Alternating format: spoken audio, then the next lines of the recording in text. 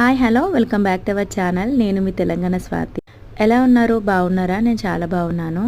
ముందుగా అందరికీ కార్తీక పౌర్ణమి శుభాకాంక్షలు.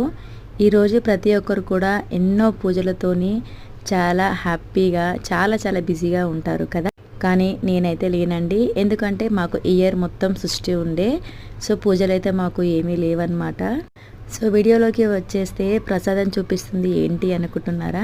సో మా గల్లీలో అయితే ఒకరు సత్యనారాయణ స్వామి వ్రతం చేసుకున్నారు. అది ఈరోజు అనమాట. కార్తీక పౌర్ణమి రోజు చేసుకుంటే కనుక చాలా పుణ్యం వస్తుంది. సో ఈరోజు అయితే వ్రతం చేసుకున్నారు.